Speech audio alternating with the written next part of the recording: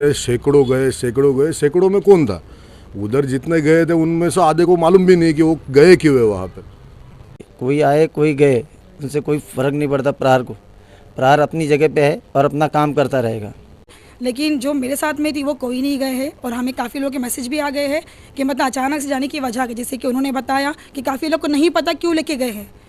यानी बच्चू भाऊ के जो समर्थक है, बच्चू भाऊ के काम से जो प्यार है, बच्चू भाऊ से जिनको प्यार है, वो कोई भी कार्यकर्ता उनके साथ गया हुआ नहीं है। लास्ट तक रहेंगे, जब तक प्रहार है तब तक रहेंगे, जब तक हमें तब तक प्रहार रहेगा।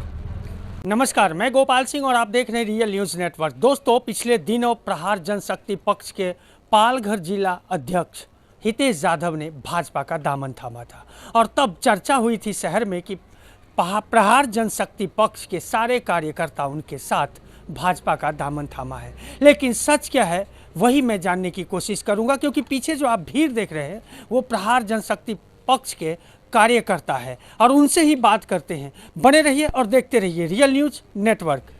क्या कहेंगे?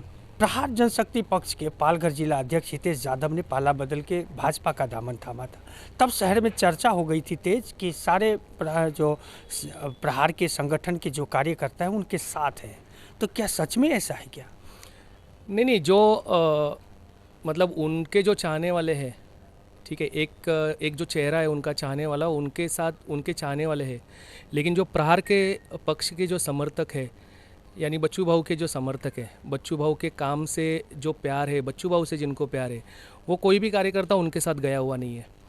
उन्होंने किसी से भी कोई भी बात को लेके पूछताछ करना उचित नहीं समझा और किसी को भी पक्ष में जो और भी जो कार्यकर्ता है, जो अच्छे मायने पे अपने एरिया को, अपने इलाके को संभाल के सब काम कर रहे थे, उनको भी उन्होंने पूछना सही नहीं समझा।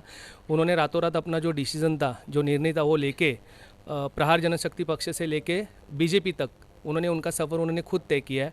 तो जो उनके एक फेस के जो चाहने वाले थे, उनकी शक्ल को जो चाहने वाले थे, वो उनके साथ है, कुछ गिने चुने लोग। बाकी जो एक प्रहार के बारे में अगर कहना है तो प्रहार एक विचार है, एक संगठन है। प्रहार को छोड़ के कोई भी कार्यकर्ता उनके साथ गया हुआ नहीं है। कुछ गिने चुने जो उनके चाहने वाले वो उनके साथ गए। प्रहार जनशक्ति पक्ष तो आदिवासी हो, किसान हो, दिव्यांग जनों के लिए खास करके किया, क्योंकि तब बच्चू कडू जी पहले दिव्यांग मंत्री भी थे। उन्होंने बहुत बड़ा काम किया और इसका असर हुआ कि पालघर में प्रहार जनशक्ति पक्ष को एक मजबूती मिली यहाँ पे और हितेश यादव जी उसके प्रमुख रहे। लेकिन अब जिस तरह से हितेश यादव ने पाला बदला है, तो यहाँ प्रहार की शक्ति बचेगी कि खत्म हो जाएगी? प्रहार अभी तक वैसा ही खंबीर खड़ा है जैसा पहले खड़ा था। जो गिने चुने कार्यकर्ता गए हैं, कोई दिक्कत नहीं है। बच्चू कडू के मार्गदर्शन में और हितेश भाई के मार्गदर्शन में हम लोग ने जो अभी तक काम किया है वो आगे भी करते रहेंगे। कोई आए कोई गए, उनसे कोई फर्क नहीं पड़ता। प्रहार को, प्रहार अपनी जगह पे है और अपना काम करता रहेगा। अपना काम करता रहेगा। क्या कहेंगे? संगठन एक बिखराव की स्थिति में आ गई थी यहाँ, जिस तरह से चर्चा की बात मैं कर रहा हूँ। ऐसा सच क्या है वो तो अभी मालूम पड़ेगा। क्या सच में हितेश यादव के साथ सभी लोग निकल गए? यही चर्चा सब जगह चल रही है, वही गलत है। अगर सब लोग गए तो हम लोग कौन है? सवाल तो पैदा होगा। अगर गए, उधर बता रहे सैकड़ों गए, सैकड़ों में कौन था? उधर जितने गए थे उनमें से आधे को मालूम भी नहीं कि वो गए क्यों है वहाँ पे।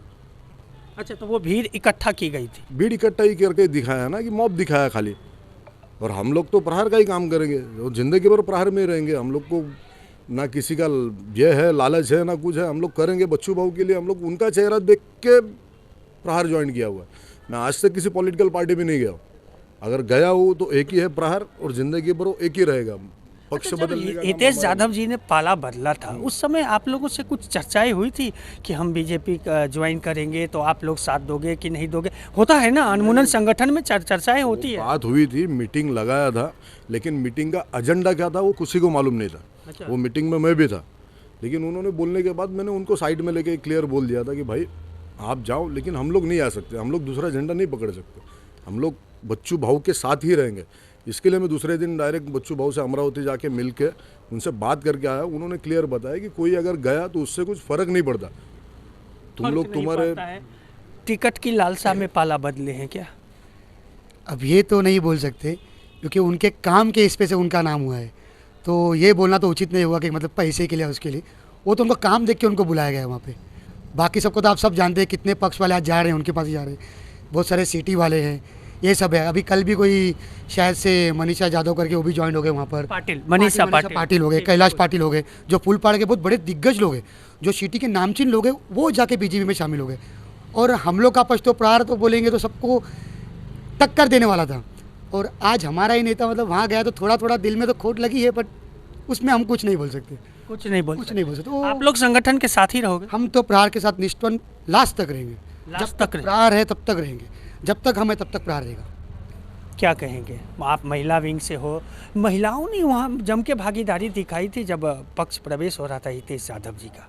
नहीं, अभी जैसे देखा जाए तो हम कुछ वक्त के लिए मतलब भाई के साथ कनेक्ट नहीं हो पाए थे, कुछ हमारा निजी कारण हो सकता है, लेकिन उसका मतलब यही नहीं कि हमने पक्ष को छोड़ दिया है। जैसे कि कुछ लोगों ने हमें बोला कि आप तो आते नहीं हो, ठीक है, तो अभी आप नहीं आते हो तो अचानक से उनको लग जाए कि अचानक से ये लोग अब कहाँ आ गए। जैसे कि आप हमको सवाल कर रहे हो, अब जवाब देने ये कहाँ से आ गए, क्योंकि हमें इतना पता था कि हितेश भाई ने बहुत काम किया है, और अचानक से ये खबर आ जाएगी कि आप ऐसा इस पार्टी में ज्वाइन हो जाओगे तो हमें भी लगेगा।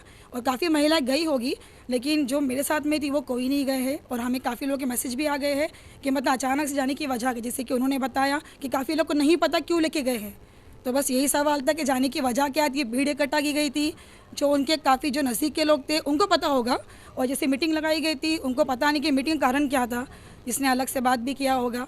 अभी हमें एक खबर लगी थी, इसलिए हमने सोचा कि नहीं, हमारा एक ही झंडा है जय प्रहार का, जो कि आज भी चलते रहेगा एंड तलक।